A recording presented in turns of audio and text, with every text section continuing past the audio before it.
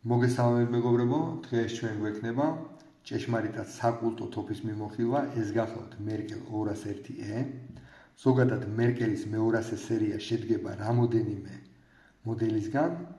ყველაზე უმცროსი ამ სერიაში გახლავთ მე-200 მოდელი, შემდგომ მოდის 201 მოდელი, ასევე გვაქვს 202 და სერიას ასრულებს 203 მოდელი.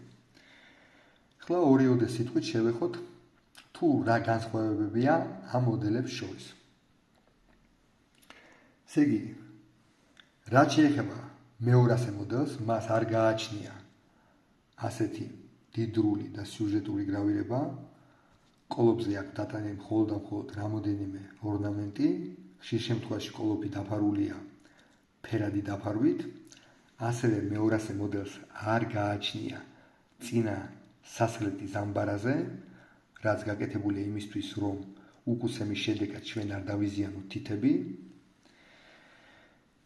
რაც შეეხება ახლა 201 მოდელს, ამ თოფზე დეტალურად ვისაუბრებთ ჩვენ მოგვიანებით.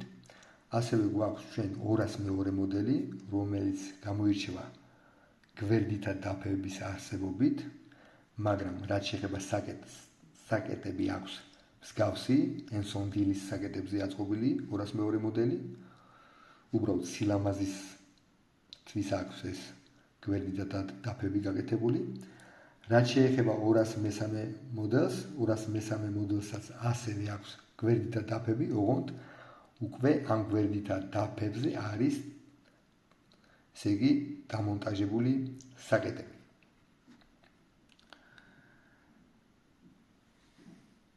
ეხლა კი ვნახოთ ამ თოფის ვიზუალური მხარე, ხედავთ ჩვენ ბავარიულ სალოყეს, ასევე ვხედავთ ჩვენ საკმაოდ მისაღებ კაკლის კონტაქტს, გულისხმობ ტექსტურას.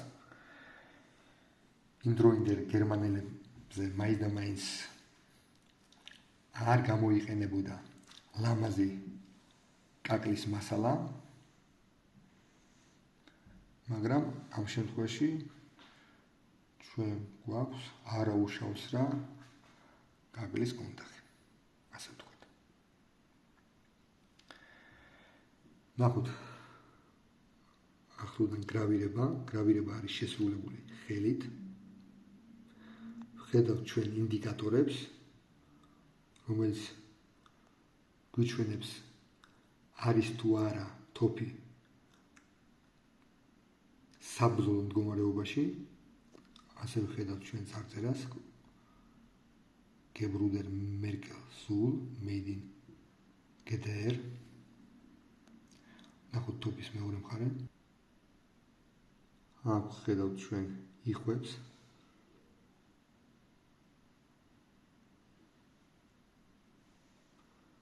ნაჭდევი, როგორ არის შესრულებული, ასევე ხელით. რაც შეეხება ტიპჟირს, ტიპჟირი შედგება ორი ნაწილისგან. ზედა ნაწილი არის ფიქსირებული, ხოლო ქვედა არის ჩახსნადი. თოფის ქვედა მხარე ხედავთ ჩვენ გამჭოლ კაუჩს, აი ამას. ასევე ძალიან ლამაზ სასხლეტის დამცავს, რომელზეც არის დატანილი არაბესკები, როზეც, აი ესეც, თავის გრავირებული შურუფებით.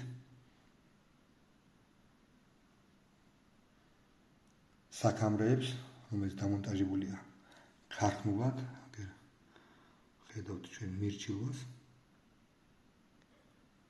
ამ თოფს გააჩნია ავტომატური მცველი, შეყენებისას ხილაკი გადადის უკან და დგება მცველზე. რაც შეეხება სამიზნე თამასა ამ თოფს აქვს სოლიდური, ანუ ვენტილაციის გარეშე, ასე ვთქვათ, და მისი სიფართე იწყება 8 მილიმეტრით და ჩამოდის 5 მმ-ზე. რაც დადებითად აი ესე ხდება ბალანსზე და ასევე ვიზუალურ მხარეზეც. სამიზნე გვაქვს ჩვენ სპილოს ზღვისგან გამოთვლილი თეთრი ფერის. რაც შეეხება ლულის სიგრძეს, ლულის სიგრძე გვაქვს სტანდარტული 71 სანტიმეტრი კაცრი შევიწროებებით. ესე იგი, ქვედა ლულა არის 0,8-0,9 დაახლოებით, ზედა ლულა 1 და 1, 1 და 2. ნახოთ თოფის წონა.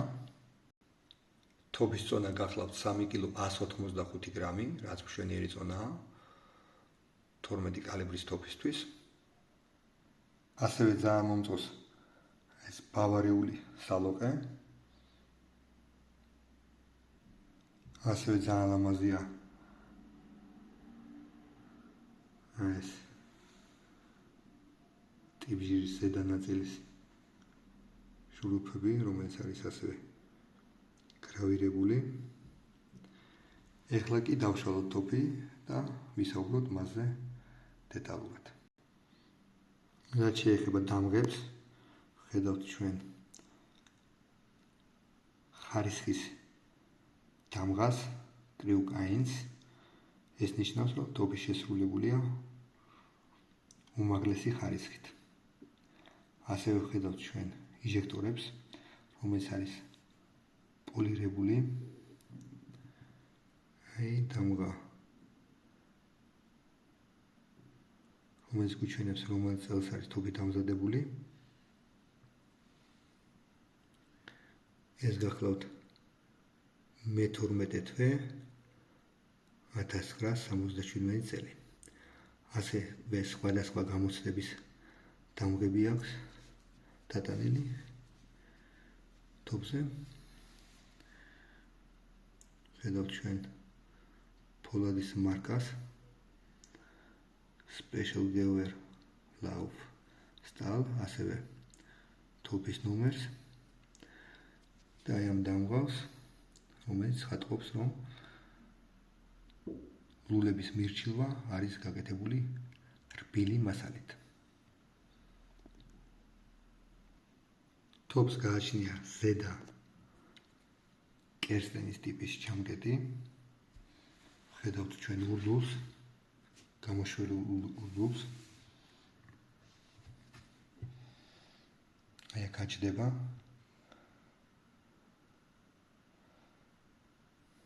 აი ამ ნიშებში ჩადის ლულის ეს გამოწეული ყურები და მყარად კეტავს თოფს.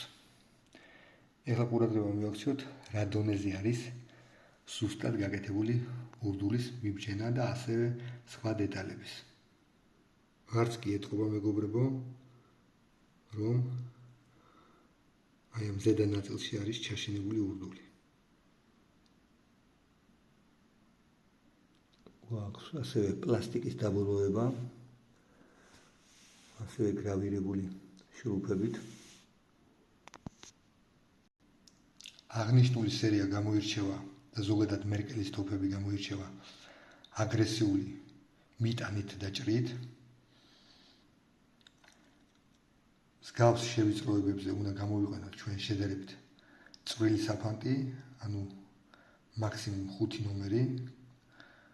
ქვემოთ აღარ არის რეკომენდირებული, თუმცა ჩვეულებრივად გაისვრის, უბრალოდ შეიძლება გაშლა არ კონდეს იდეალური, ასე ვთქვათ.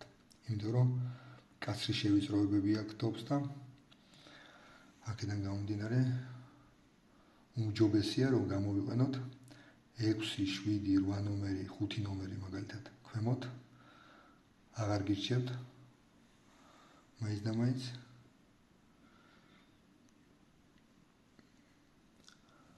და ესეთი ლამაზი თხელი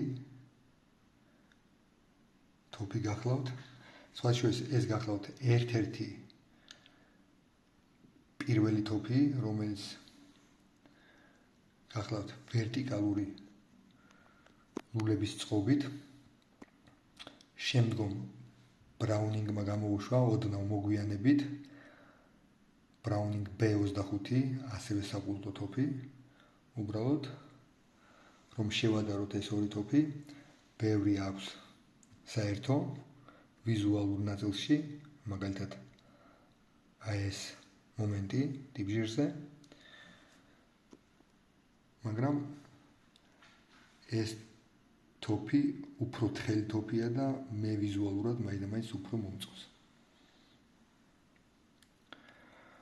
ამაზე მე გემშვიდობებით მეგობრებო, აი ესეთი შესანიშნავი თოფის მიმოხილვა იყო დღეს.